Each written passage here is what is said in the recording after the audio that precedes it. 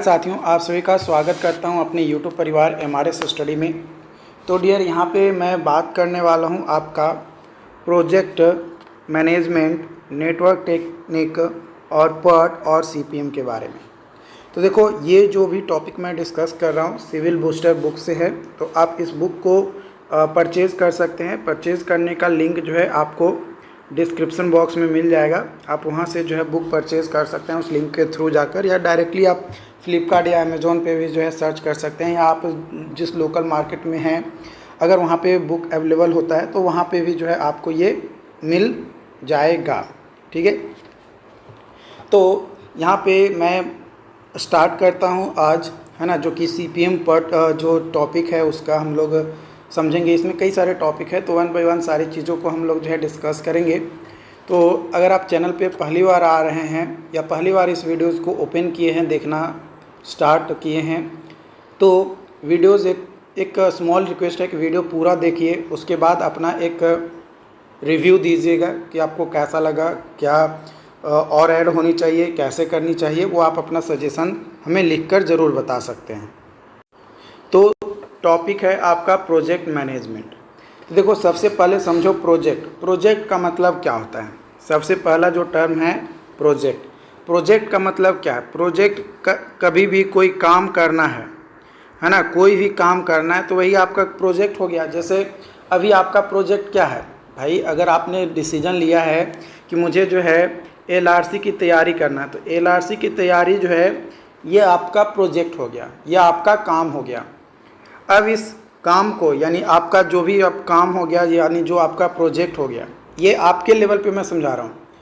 जो engineering point of view से वो मैं भी नहीं डिस्कस कर रहा हूँ। ठीक है, तो आपको क्या करना है, आपको टाइम मैनेजमेंट पहला करना होगा। क्या करना होगा? Time management. टाइम मैनेजमेंट के साथ साथ रिसोर्स मैनेजमेंट भी करना होगा।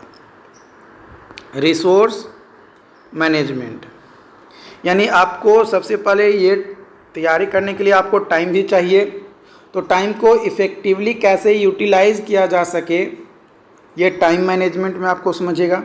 और रिसोर्स मैनेजमेंट कि आपको कौन सा बुक पढ़ना है, वो बुक कहाँ से लाना है ना, वो बुक कहाँ मिलेगा, कैसे हम प्राप्त कर सकते हैं, कितना दिन लगेगा उस बुक को आने में जाने में। तो ये आपका रिसोर्सेज में आ जाएगा कि भाई रिसोर्सेज हमें जो है ये चाहिए।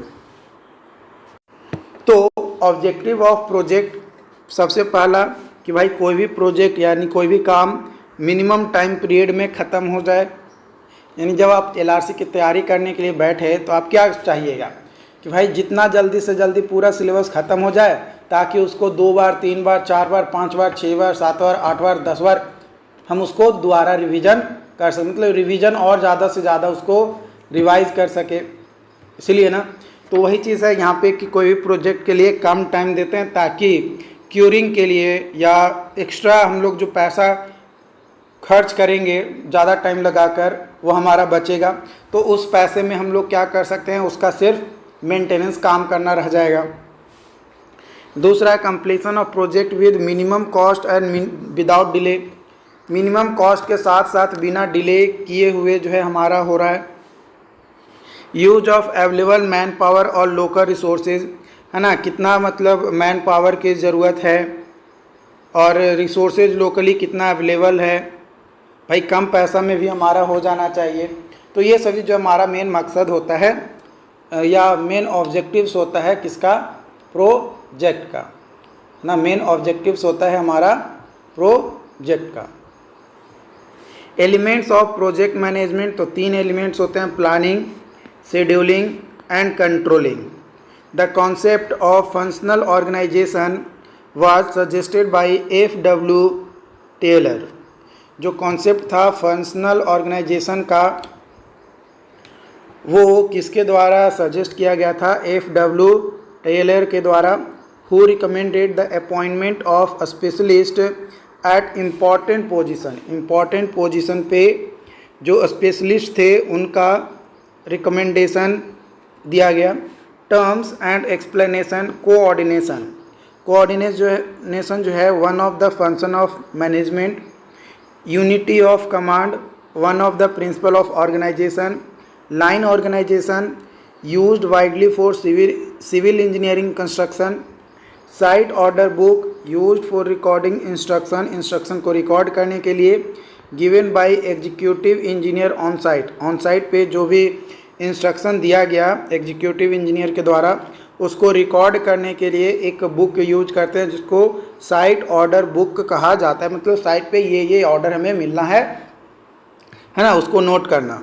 प्रोजेक्ट प्लानिंग का मतलब होता है कि ऑब्जेक्टिव्स जो भी है आपका प्रोजेक्ट का, जो भी ऑब्जेक्टिव्स है प्रोजेक्ट का, उसको डिफाइन करना और उसको प्रॉपर तरीके से एक सीक्वेंस में उसको अरेंज करना कि भाई हमको ये इसके बाद ये करना है, इसके बाद ये करना है। जैसे अगर आप अभी LRC की तैयारी कर रहे हो या कोई भी JEE का तैयारी कर रहे हो, है ना, चलो LRC छोड़ो, कोई भी JEE का अगर आप तैयारी कर रहे हो, है ना, चाहे वह स्टेट JEE हो या सेंट्रल JEE हो, तो JEE की तैयारी करने के लिए आप पहले क्या कर लिए, प्लानिंग बनाओगे।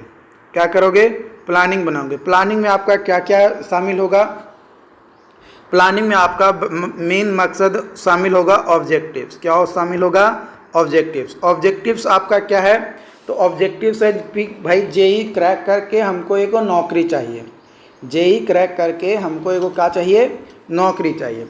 तो ऑब्जेक्टिव भाई हमारा हो गया clear.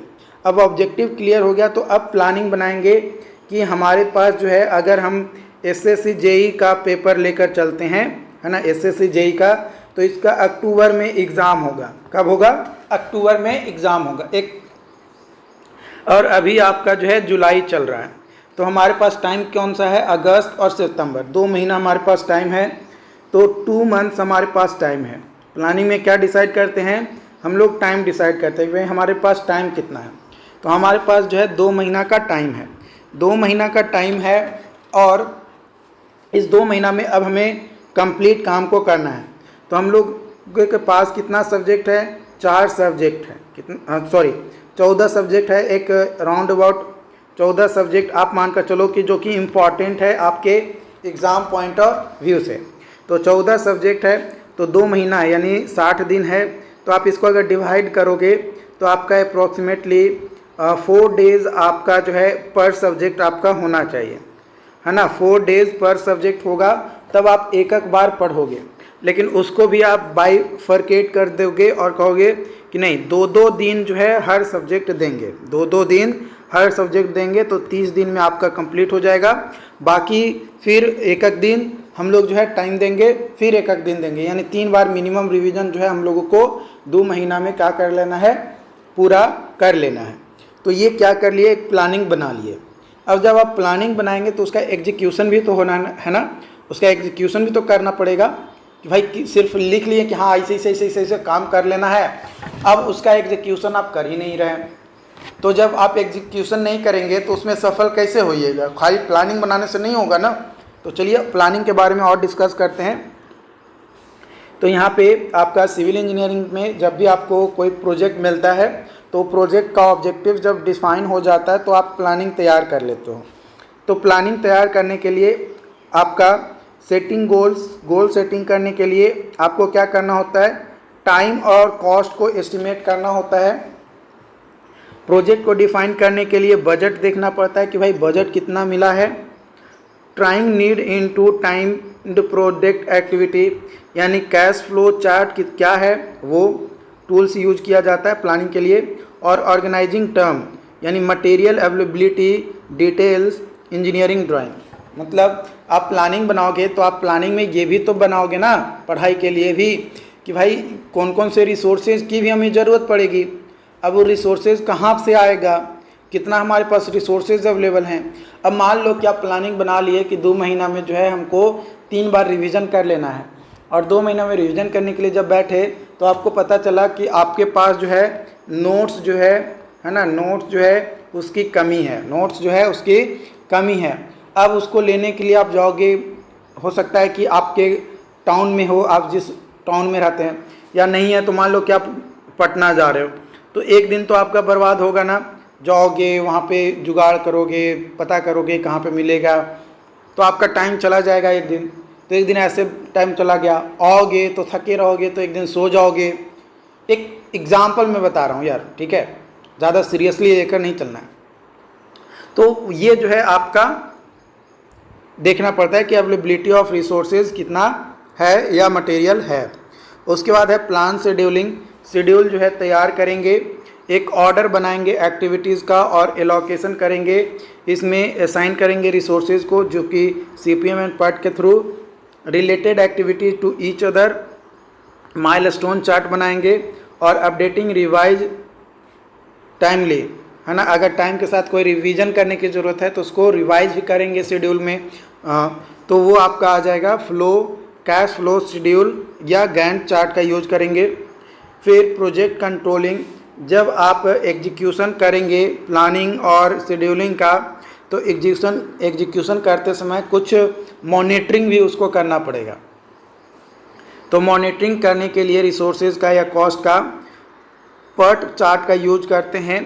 Revising and changing plan, shifting sources to meet time, cost and quality, report describe slack activity, delay activity and quality of work completed, ये टूल्स जो हम लोग यूज करते हैं।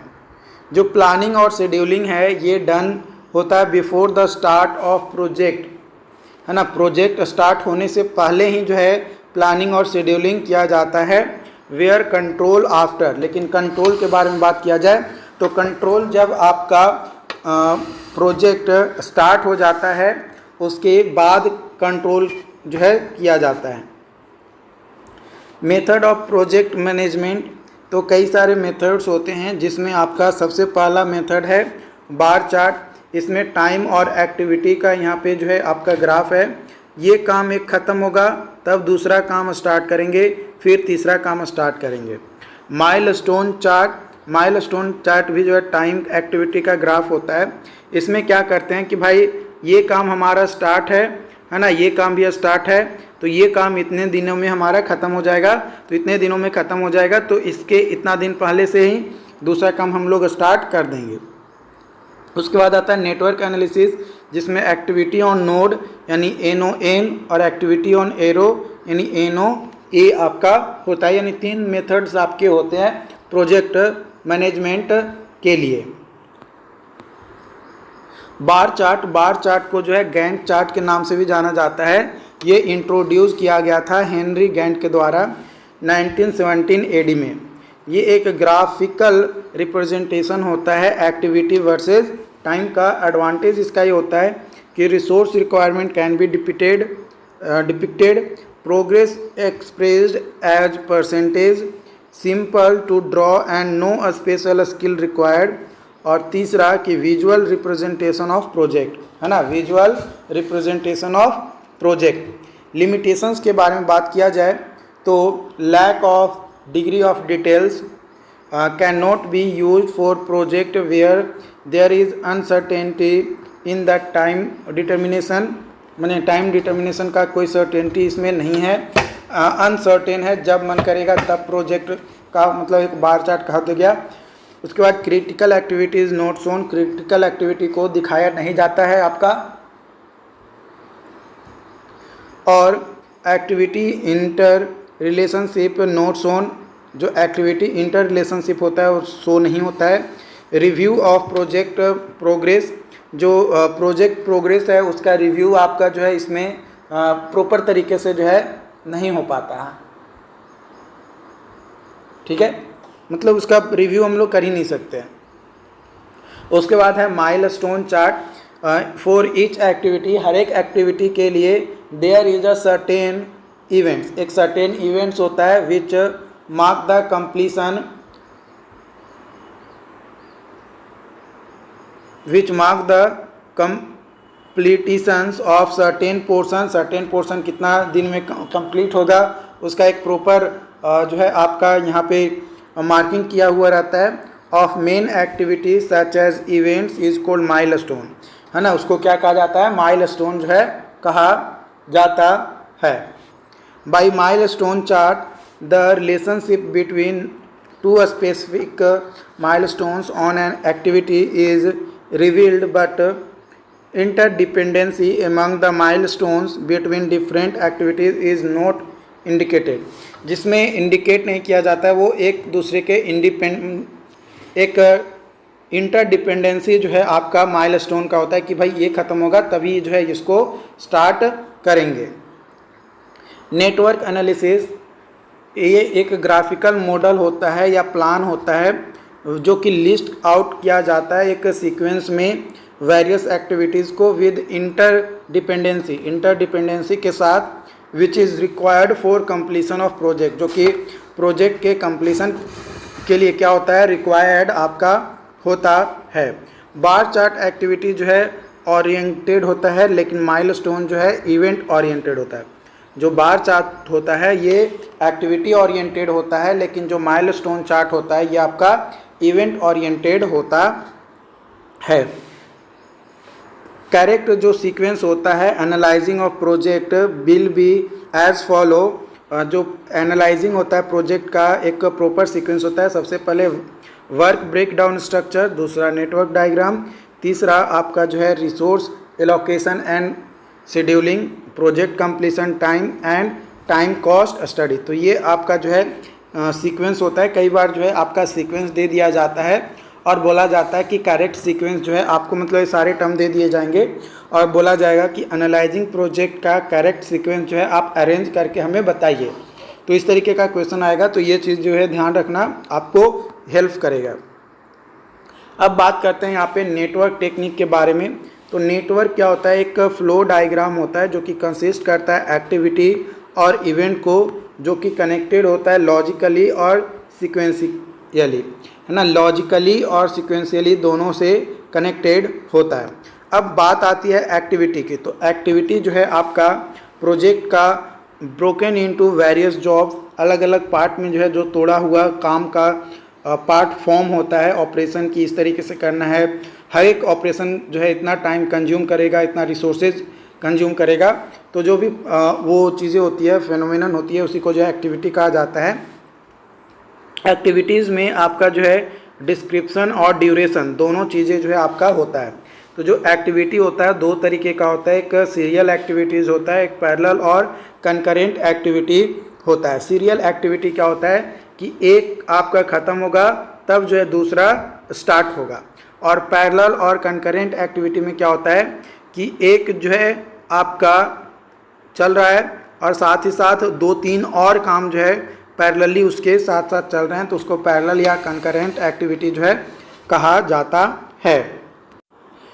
अब बात करेंगे इवेंट के बारे में। तो इवेंट एक इंस्टेंट ऑफ टाइम के लिए जो काम किया जाता है, एक इंस्टेंट के लिए, एक कुछ क्षण के लिए या कुछ टाइम स्पेसिफिक माइलस्टोन के लिए, तो जो अचीव किया जाता है उसे इवेंट कहा जाता है। ये डिनोट किया जाता है स्टार्ट और कंप्लीशन ऑफ एक्टिविटी, है ना। जो इवेंट होता है ये एक्टिविटीज़ के स्टार्ट और कंप्लीशन को जो है दर्शाता है। And it is represented by node of different shape, अलग अलग शेप के नोड के साथ जो है इसका रिप्रेजेंटेशन जो है आपका होता है। लाइक रेक्टेंगुलर, सर्कुलर, स्क्वायर और ओवल शेप में आपका होता है। जो इवेंट होता है does not consume any time और रिसोर्सेज। जो इवेंट होता है वो किसी तरीके का कोई टाइम या रिसोर्सेज को कंज्यूम नहीं करता है। जो इवेंट होता है वो टेल इवेंट होता है, हेड इवेंट होता है और डबल रोल इवेंट आपका हो सकता है। तो टेल इवेंट आपका जो है यहाँ पे जो एक्स है ना, वो उसका एक्स एक्टिविटी का आपका 1 जो है आपका टेल है और 2 जो है हेड है, ठीक है। तो यहाँ पे 1 is tail event for activity X और 2 जो है ये टेल इवेंट है फॉर एक्टिविटी वाई, जो कि बिगिनिंग ऑफ एक्टिविटी होता है। वही अगर हेड इवेंट के बारे में बात किया जाए तो एक्स एक्टिविटी के लिए 2 जो है, एक्स एक्टिविटी के लिए 2 जो है हेड इवेंट है और वाई एक्टिविटी के लिए 3 जो है आपका हेड इवेंट है, जो कि एंड ऑफ द एक्टिविटी होता है।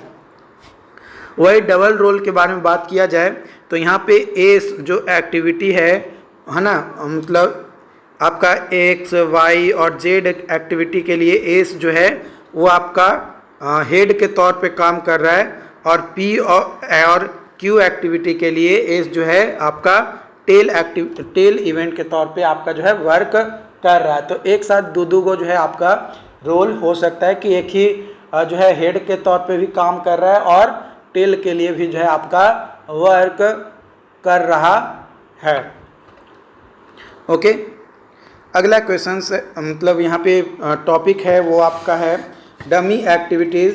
डमी एक्टिविटी एक ऐसा आर्टिफिशियल एक्टिविटीज़ होता है जो रिप्रेजेंट करता है बाय डैश्ड एरो के साथ विच नाइदर कंज्यूम एनी टाइम और रिसोर्सेज, जो ना ही एक क्षण भी टाइम जो है कंज्यूम नहीं करता है, तो उसको जो है हम लोग क्या कहते हैं, उसको हम लोग जो है डमी एक्टिविटी कहते हैं। क्या कहते हैं उसको? डमी एक्टिविटी जो है हम लोग कहते हैं। Okay,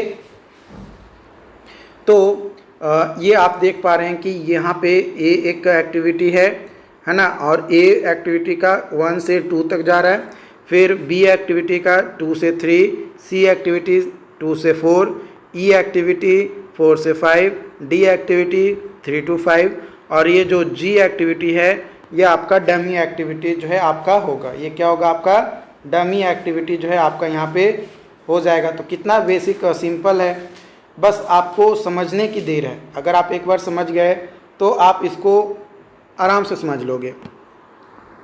activity D is dummy activity. Dummies maintain the logic of network diagram. जो लॉजिक होता है नेटवर्क डायग्राम का, उसको मेंटेन करने के लिए किया जाता है। साथ ही साथ आपका keeping the numbering system of the unique network. Unique network पे आपका जो है जो नंबरिंग सिस्टम है उसको प्रॉपर तरीके से मेंटेन करने के लिए, उसको रखने के लिए आपका जो है डमी एक्टिविटी जो है किया जाता है।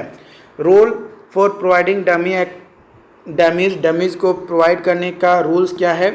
तो if dummy is only activity come out from the node the terminating into some node then dummy can be remove. तो उस कंडीशन में डमी को क्या करेंगे? रिमूव कर देंगे।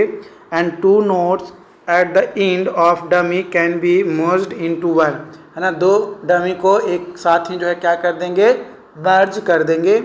जब हमारा एक्टिविटी जो है कम आउट होगा आपका नोड पे या टर्मिनेटिंग इनटू सम नोड पे।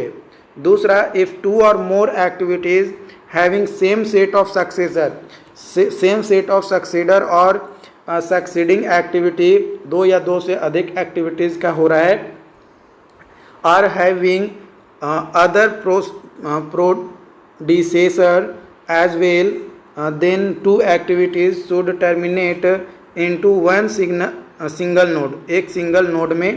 उसके बाद है इफ़ 2 और मोर एक्टिविटीज़, अगर 2 और उससे ज़्यादा एक्टिविटीज़ आपका है और इमेनेटिंग फ्रॉम डिफरेंट नोड्स, अलग अलग नोड से इमेनेटिंग किया जा रहा है, having same set of preceding activities, same set of preceding activities के, देन जो 2 एक्टिविटीज़ है should emanate from single node, single node से जो है इनेमिनेट आपका होता है।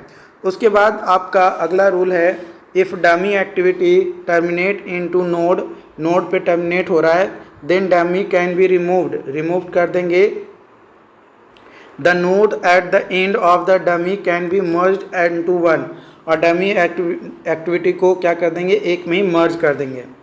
5वां, dummy activity which show predecessor relation, predecessor relation अगर शो करता है जो कि ऑलरेडी इम्प्लाइड हो चुका है उस कंडीशन में अदर एक्टिविटीज़ पे, तो उसको जो है रिडंडेंट डमीज़ कहते हैं, और उसको हम लोग क्या करते हैं? रिमूव करते हैं। उसको क्या करते हैं हम लोग? रिमूव करते हैं। ओके, जो सिस्टम ऑफ नंबरिंग होता है इवेंट का इनटू नेटवर्क डायग्राम में in order to maintain logical sequence, वो आपका दिया गया था फुलकेर्सन्स रूल के द्वारा। किसके द्वारा? फुलकेर्सन्स रूल के द्वारा जो है ये आपका दिया गया था कि भाई आपको किस तरीके से इवेंट का नंबरिंग जो है आपको करना है ना। इवेंट का आपको नंबरिंग किस तरीके से करना है। Error in network diagram, network diagram में एरर, साइक्लिक और लूप एरर, जो कि आप यहाँ पे देख पा सकते हो कि ये आपका एरर है। डैंगलिंग एरर आपका इस तरीके का डायग्राम होता है। और वैगन व्हील एरर जो कि मोस्ट डिफ़िकल्ट एरर होता है, जो कि ये आपका एज्यूम्ड होता है और ये आपका एक्चुअल होता है। प्रोग्राम इवैल्यूएशन रिव्यू टेक्निक, जिसको PERT कहा जाता है ना। कई बार एग्ज़ाम में आपका डायरेक्ट यही क्वेश्चन पूछ देता है कि प्रोग्राम इवैल्यूएशन रिव्यू टेक्निक को शॉर्ट फॉर्म में यानी एब्रिविएटेड फॉर्म में क्या कहते हैं, या फिर कई बार इस तरीके से बोल देता है कि PERT का फुल फॉर्म क्या होगा, वो आप हमें जो है प्लीज़ बताइए। तो ये चीज़ें जो है आपका पूछा जाता है। तो PERT जो है ये डेवलप किया गया था US नेवी के द्वारा 1950 में to accelerate the development of Polaris fleet ballistic missile, है ना। किसके लिए? पोलराइज फ्लीट बैलिस्टिक मिसाइल को डेवलपमेंट को एक्सलरेट करने के लिए, मतलब तेज़ी लाने के लिए जो है डेवलप किया गया था। PERT is used in R&D type of project, research and development type का जो प्रोजेक्ट होता है ना, उसमें PERT का जो है जनरली यूज किया जाता है। Most of activity of PERT network follow beta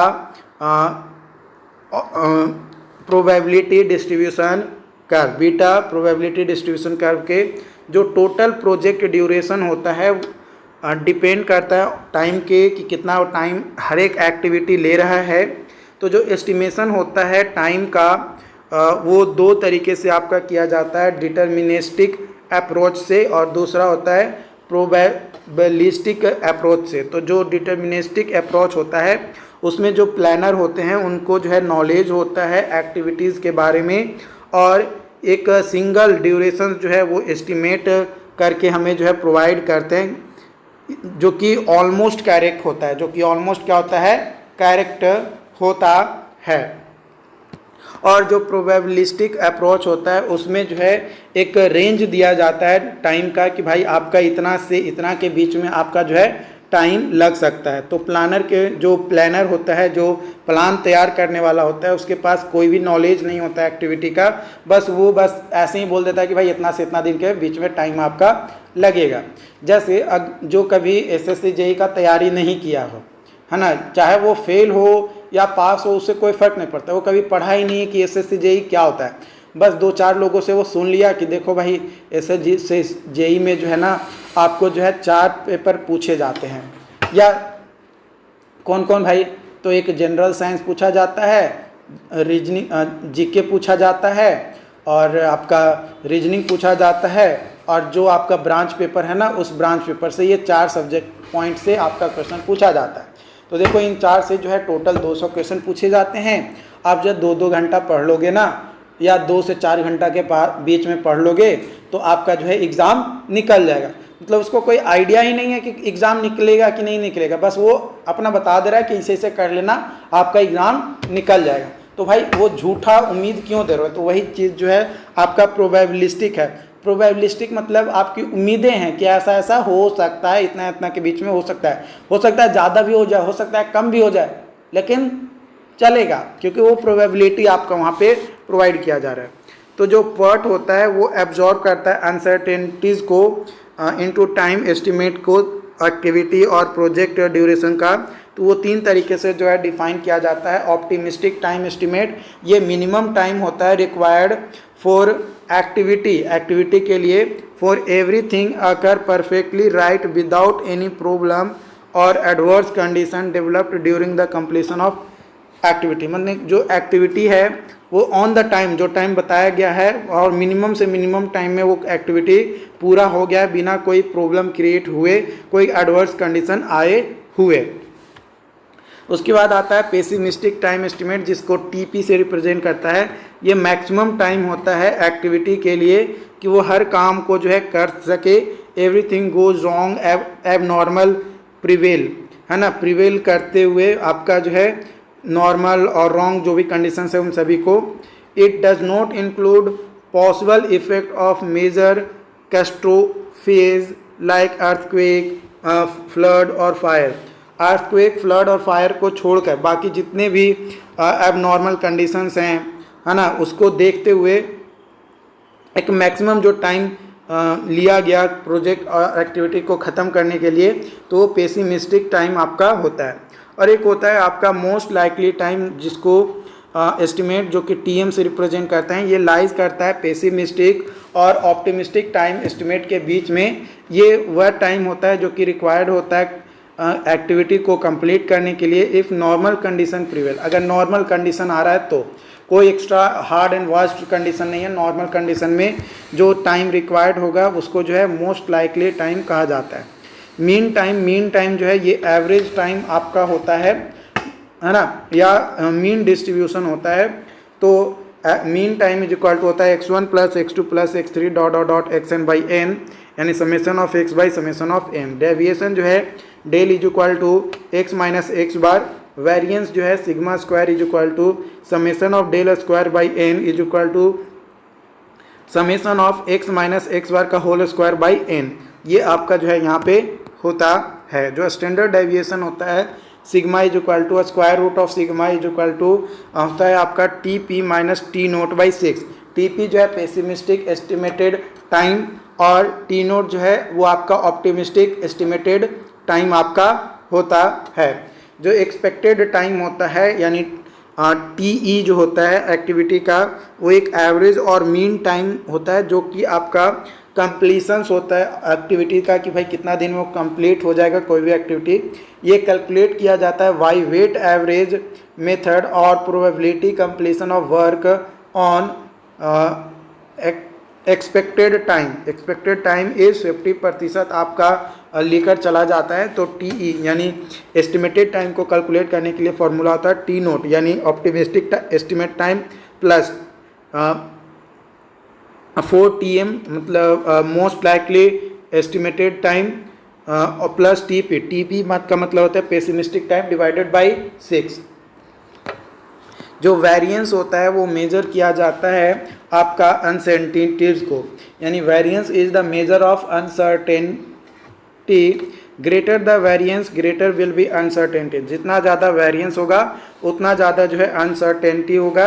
it is commonly use in static. ये जनरली जो है किस में यूज किया जाता है, स्टैटिक्स में आपका यूज किया जाता है। According to certain limit theorem के अनुसार इन नेटवर्क में if number of activity are in series, number of activities जो है इन सीरीज है एज इन क्रिटिकल पाथ में जो एक्सपेक्टेड टाइम होता है for path along activity is the sum of expected time of activities. वो sum होता है एक्सपेक्टेड टाइम ऑफ एक्टिविटीज़ के।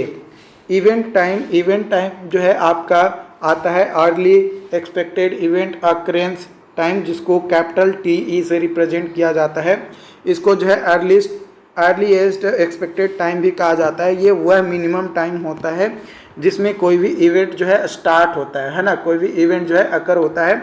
It is determined by forward pass method. इसको जो है फॉरवर्ड पास मेथड से जो है रिप्रेजेंट किया जाता है या डिटरमाइन किया जाता है।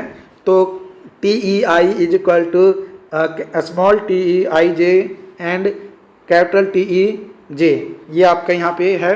तो यहाँ पे ये जे है, ये आई है, I1 I2 I3 है आपका। तो यहाँ पे अलग अलग टाइम होगा।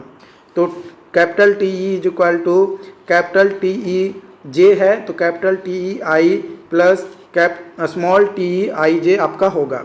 यहाँ पे कैपिटल टी ई जे जो है ये मैक्सिमम होगा आपका 1 2 3, इन तीनों में से जो भी मैक्सिमम टाइम होंगे ना वही आपका जो है अर्लीस्ट एक्सपेक्टेड टाइम आपका जो है होगा। तो earliest expected time T E for the first और initial event of network diagram should be taken equal to 0 के लेकर चलेंगे अगर कुछ भी हमें क्वेश्चंस में ना दिया हो एग्जाम में तब।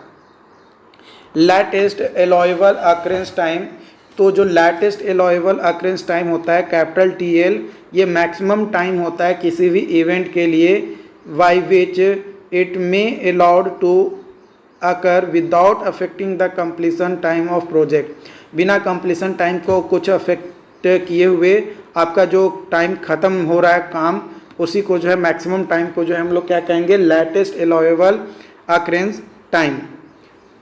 It is determined by backward pass method. ये बैकवर्ड पास मेथड की मदद से ये क्या किया जाता है, आपका डिटरमाइन किया जाता है। जो लेटेस्ट अलाइवल टाइम होता है इवेंट का वो सेम होता है आपका earliest expected time T E के of the last event of the network, last event of the network के लिए। For latest event last event of network T E capital T is equal to capital T L is equal to capital T S होता है, अगर कुछ भी question में आपका नहीं दिया गया है तब। तो कैपिटल टी अगर एक है तो capital T E I is equal to capital T L J हो जाएगा minus small T I J हो जाएगा। और मिनिमम टाइम ये होता है, ये क्या होता है, मिनिमम टाइम होता है 1, 2 और 3 में से जो भी आपका जो है मिनिमम होगा उसका जो है आपको लेकर चलना होता है।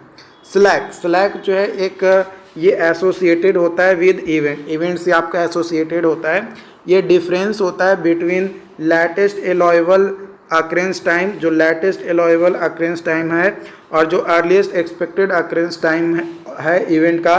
इन दोनों का जो डिफरेंस है ना उसी को स्लैक कहा जाता है। ये एक्सेस टाइम होता है by which occurrence of event can be delayed without affecting project completion time.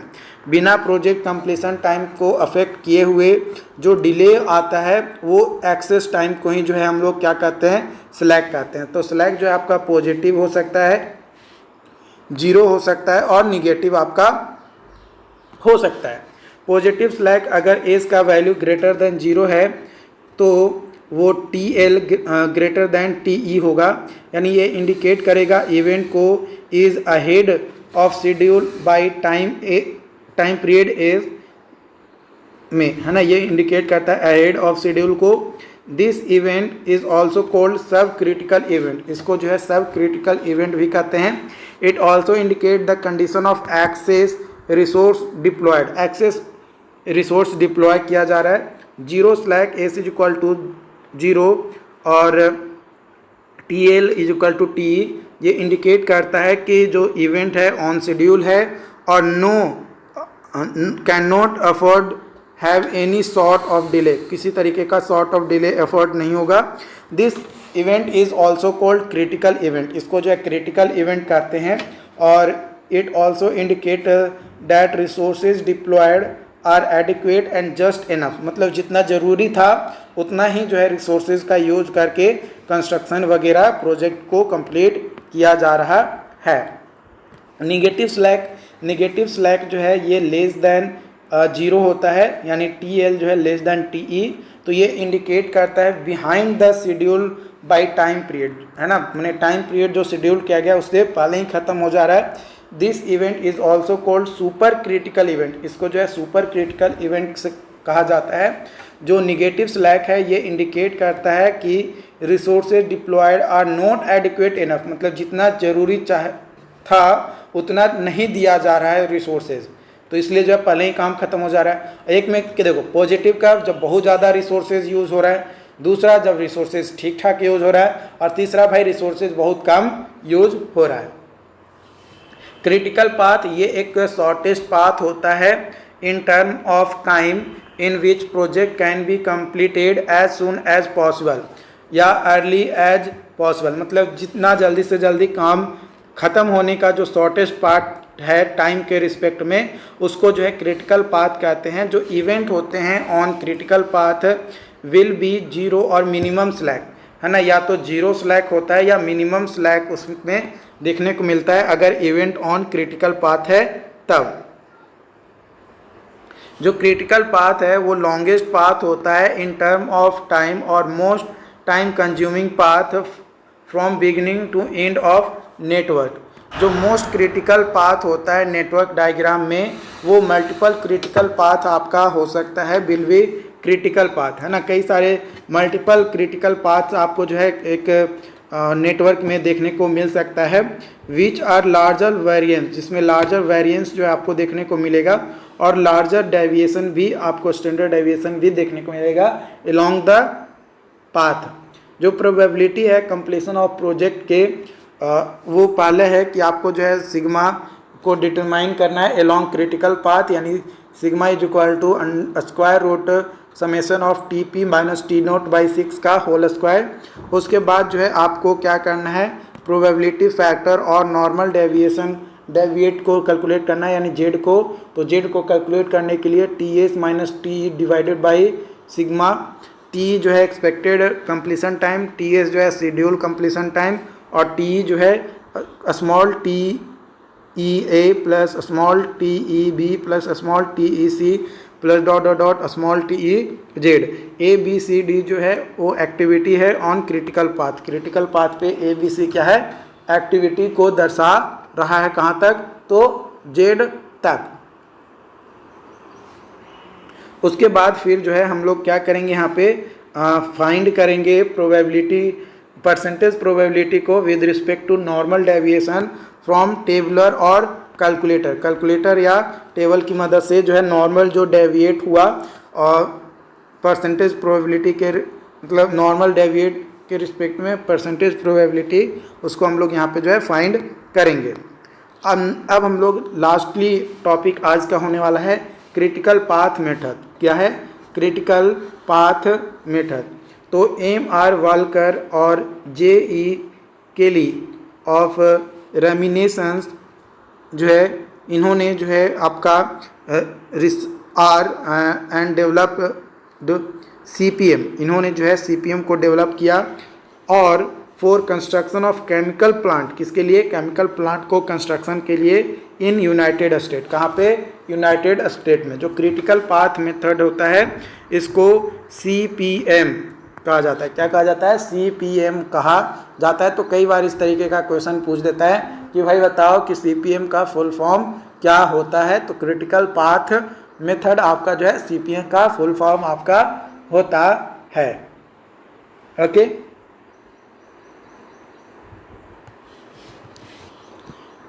Comparison between, अगर बात कर रहे हैं सीपीएम एंड पर्ट का, तो जो पर्ट है ये प्रोबेबिलिस्टिक अप्रोच होता है, इवेंट ओरिएंटेड होता है, 3 टाइम एस्टिमेट होता है। पर्ट जो है R&D प्रोजेक्ट के लिए यूज़ किया जाता है।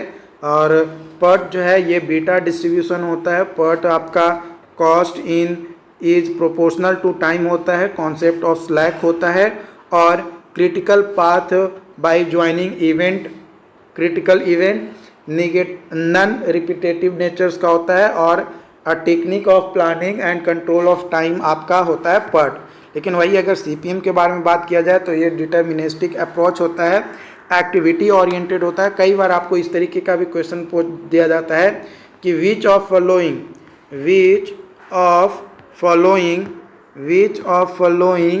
इज एक्टिविटी ओरिएंटेड, है ना। तो कौन सा एक्टिविटी ओरिएंटेड है, पर्ट हो गया, है ना, पर्ट हो गया, सीपीएम हो गया, गोड हो गया और मेड हो गया। इस तरीके से आपका ऑप्शन है। तो सीपीएम यहाँ पे क्या हो जाएगा, सही उत्तर हो जाएगा, क्योंकि सीपीएम जो है एक्टिविटी ओरिएंटेड है और इवेंट ओरिएंटेड कौन है, तो वो आपका पर्ट होता है। जो सीपीएम है ये सिंगल एस्टिमेट टाइम होता है। आपका जो सीपीएम है use in construction heavy prayer experience, normal distribution के लिए ये आपका जो है होता है। और जो कॉस्ट मॉडल डेवलप पे किया जाता है सीपीएम को, कॉन्सेप्ट जो होता है फ्लोएट का होता है सीपीएम में। और जो क्रिटिकल पाथ होता है बाय ज्वाइनिंग क्रिटिकल एक्टिविटी को ज्वाइन करते हुए क्रिटिकल पाथ जो है डिटरमाइन किया जाता है सीपीएम में। रिपीटेटिव नेचर्स का होता है और जो मेथड होता है वो कंट्रोल करता है कॉस्ट और टाइम को CPM. Start and finish time of activity का स्टार्ट एंड फिनिश टाइम, तो earliest start time, latest start time, earliest finish time और लेटेस्ट फिनिश टाइम। तो अर्लीस्ट स्टार्ट टाइम को TEI और लेटेस्ट स्टार्ट टाइम को हम लोग लिखते हैं, ये TE is equal to ESTIJ हो जाएगा। LSTIJ जो है ये इक्वल होगा TLJ, capital TLJ minus small TIJ। और अर्लीस्ट फिनिश टाइम जो है ये आपका E F T I J equal to capital T E I plus small T I J, और latest finish time L F T is equal to I J is equal to small T L J आपका यहाँ पे जो है आपका होगा। जो फ्लोएट होगा वो इंडिकेट द टाइम, फ्लोएट क्या करता है, इंडिकेट करता है टाइम को, बाय विच स्टार्टिंग और finishing of an activity can be delayed, जिसमें स्टार्टिंग और finishing of an activity can be delayed without affecting the project completion time, जो कि बिना प्रोजेक्ट कंप्लीशन टाइम को अफेक्ट किए हुए आपका होता है, तो उसको जो है हम लोग क्या कहते हैं, फ्लोएट कहते हैं। तो यहाँ पे आप जो है देख पाओगे डायग्राम के थ्रू, ये लेटेस्ट स्टार्ट, ये अर्लीस्ट स्टार्ट टाइम है, ये लेटेस्ट स्टार्ट टाइम है, और ये अर्लीस्ट फिनिश टाइम है, और लेटेस्ट फिनिश टाइम आपका है। तो यहाँ पे देखो लेटेस्ट फिनिश टाइम और अर्लीस्ट फिनिश टाइम, ये दोनों के बीच में इंटरफेयरिंग फ्लोएट होता है, जो कि दोनों माइनस में आएगा। टोटल फ्लोएट जो है आपका अर्लीस्ट स्टार्ट टाइम और लेटेस्ट फिनिश टाइम में होगा। इंडिपेंडेंट फ्लोएट जो है आपका लेटेस्ट स्टार्ट टाइम और अर्लीस्ट फिनिश टाइम, और फ्री फ्लोट आपका होगा जो कि क्रिएट होगा आपका अर्लीस्ट स्टार्ट टाइम और अर्लीस्ट फिनिश टाइम के बीच में। Activity name by x days जो भी आपका हो रहा है, तो वो आपका यहाँ पे रिप्रेजेंटेशन किया जाता है कि कितना दिन, रिप्रेजेंटेशन की भाई नाम कौन सा एक्टिविटी है, कितना दिन में हो रहा है, वो भी आपका ये रिप्रेजेंटेशन होता है। Float is associated with an activity, activity के साथ जो है फ्लोएट क्या किया जाता है, एसोसिएटेड होता है। टोटल फ्लोएट जो होता है ये डिफरेंस होता है maximum time available and actual time required for completion of time, maximum कितना टाइम जो है दिया गया है और एक्चुअली कितना टाइम में प्रोजेक्ट कंप्लीट हो रहा है, वो जो टाइम डिफरेंस होता है उसको जो है फ्लोएट कहते हैं।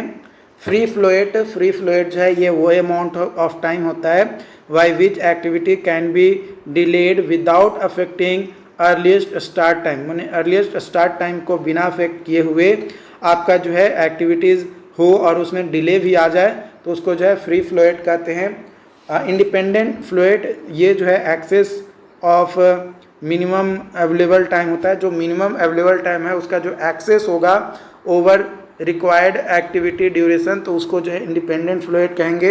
इंटरफेयरिंग फ्लोएट ये डिफरेंस होता है टोटल फ्लोएट एंड फ्री फ्लोएट का एक्टिविटी का, ये जो है इक्वल होता है आपका slack of head event of an activity, जो स्लैक होता है head event of an activity उसके इक्वल आपका होता है। टाइप ऑफ फ्लोएट बात किया जाए तो निगेटिव टोटल फ्लोएट, अगर एफ टी लेस देन 0 है तो हम लोग निगेटिव टोटल फ्लोएट जो है हम लोग कहेंगे। Okay,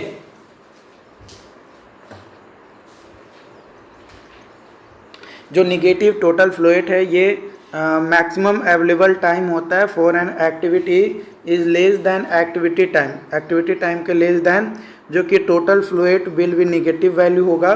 such activities are called super critical activities, इस तरीके का जो एक्टिविटीज़ होता है उसको सुपर क्रिटिकल एक्टिविटी कहते हैं। They need extra development of resources, ये एक्स्ट्रा रिसोर्सेज की ज़रूरत होती है और अगर हमें डेवलपमेंट की ज़रूरत है तब। Total float 0, F T is equal to 0, तो ये मैक्सिमम अवेलेबल टाइम होता है एक्टिविटीज़ के लिए जिसमें एक्टिविटी टाइम के बराबर होता है, और इस तरीके का फ्लूइड में जो है 0 होता है, will be 0। Such activity is called critical activities, इस तरीके के एक्टिविटीज़ को क्रिटिकल एक्टिविटी कहते हैं। In them no freedom of delay is allowed, किसी तरीके का फ्रीडम ऑफ डिले जो है अलाउ नहीं किया जाता है।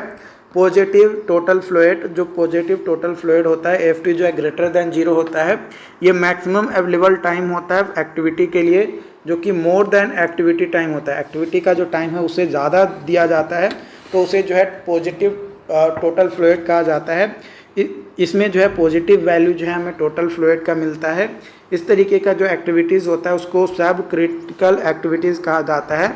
They demand normal attention demand करता है और allow them some freedom of action, कुछ फ्रीडम ऑफ एक्शन को जो है इसमें अलाउ किया जाता है। For critical path 4 floats are generally 0, है ना। क्रिटिकल पाथ के लिए जो 4 फ्लूइड है वो 0 होना चाहिए। As critical path passes through those event, जिस इवेंट से पास हो रहा है, और वहाँ पे स्लैक भी जो है 0 होना चाहिए।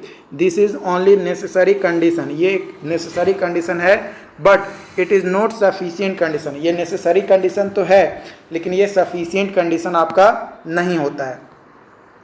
साइट ऑर्डर बुक जो है वो यूज किया जाता है for recording the instruction of executive engineer and it contain the following data, जैसे name of work, estimate cost, administrative section, sanction detail, name of contractor, name of scheme, detail announcement, date of announcement, technical sanction detail और probable date of completion.